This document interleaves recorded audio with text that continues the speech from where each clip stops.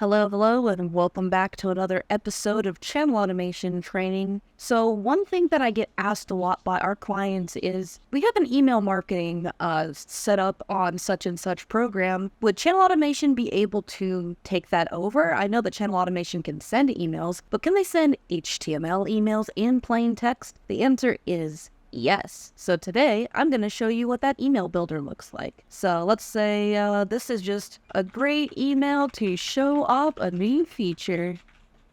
The subject can be channel automation, new feature announcement. And of course, by hitting the Windows button and period, it may be different on a Mac, you can also add in emojis to your subject as well. So then you just have to go find where your email is, click Edit Template, and this is going to be a block builder very similar to what you've probably seen before on other email builders. So I'd like to have an image at the top. I would like to have a heading.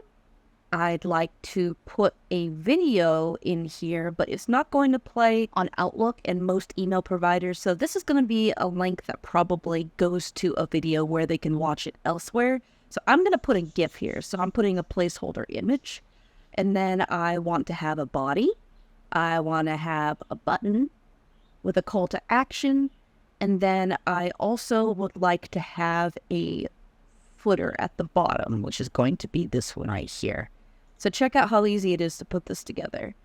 I'm going to go ahead and click upload on my images. And I'm going to put my new header up here. Here we go. And then I want to change this call to action very simply to watch now.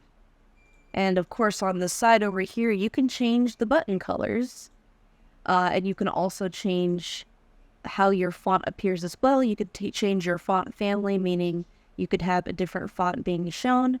You can change the weight. You can change the size. Pretty much anything that you would think of in a normal email builder, that's available here. And of course, with every single one of these blocks, you can put a URL to connect. So you can have it open a website, send an email, or you can connect it to a phone number. So that way, when somebody pushes a button, it connects to a phone number, which is pretty nice. So right here is where I want to have my GIF. I'm going to go ahead and put something. I want to have this one in the middle here. I think that's going to look the best. Now, for the entire background of the email, I want it to be... And this is, I just clicked the background here.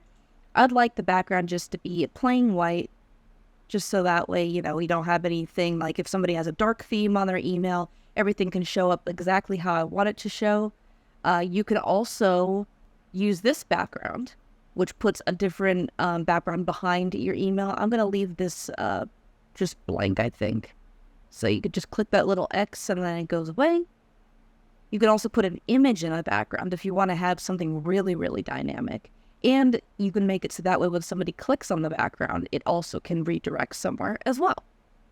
You also can break up your columns. I'm just going to have single images going across, but if you wanted to have multiple images and have it laid out very close to a website, you have the option to do that here. So let me show you what that looks like. See, this is going to be like a 1, 2, 3 type of email.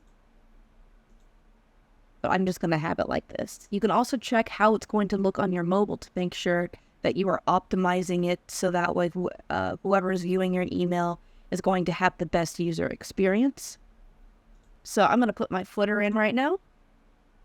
Got my footer right here. It's our cute little robot. And then I'm going to connect this one to a YouTube page. I'm going to open this over here.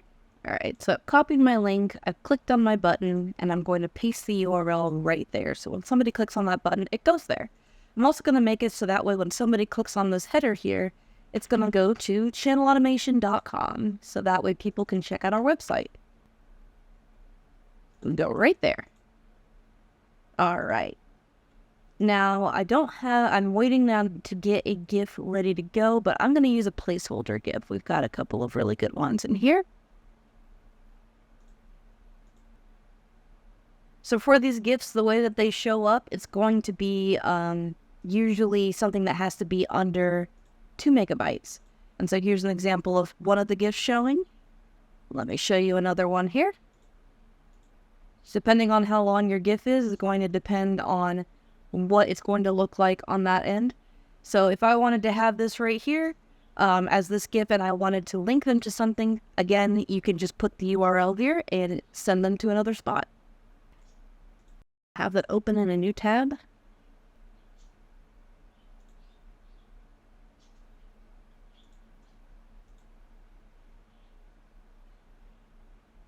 So this is what I'm going to have for now.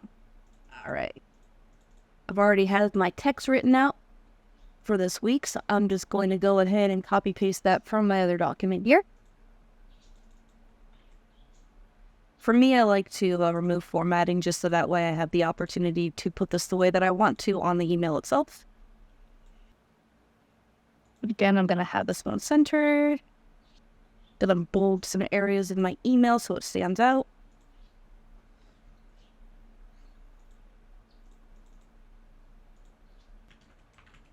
Dosing weekly, announcing weekly tutorial videos. All right, and that's it. And just like that, you've built a dynamic email. So this is what you can accomplish within Channel Automation in terms of building an HTML email. Gonna go ahead and save this.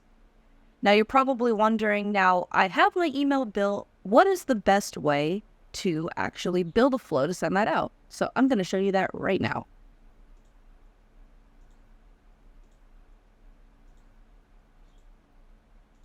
I'm just going to call this email flow. So we've got to start here. I would like it first to do an action to make sure that people are going to be subscribed to email already. Now, you are going to be able to, you can physically do it, but we highly recommend that you don't put this automatic email opt-in unless whoever you are contacting on Channel Automation is already obviously opted into the system. And so essentially, this is going to be what we call an explicit opt-in that follows TCPA compliance rules, which is going to mean that they have like a check mark on whatever form fill that they've set, or they have already agreed to receive messages in the past. So email opt-in, and then the next part, we're going to do send email. If you don't have a email profile set up with us already, this is something that we need to do before you're able to send an email.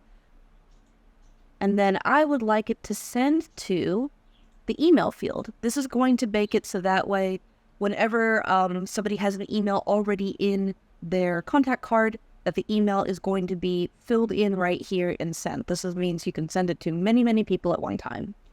I'm going to change it from no template to the template that we just built. And just like that, that email will send. I'm going to put in a cool email subject here. I already have one written out. There we go. You can add attachments to your email. We always recommend just leaving this part alone for the unsubscribe text because you do have to give them the option to unsubscribe if you want. And just like that, if you have a email flow built, you also can make it so that way if you want to get a notification anytime something is open or the first time is open, you can set up an action that might notify you on an external system, or it can make it so that way it's automatically moved to an area in the system. Remember, every single part of Channel Automation is able to dynamically connect to another part of Channel Automation. So you can customize it the way that you want. This is just the very basic way to send an email flow. And join me next time for the next Channel Automation training. Thanks.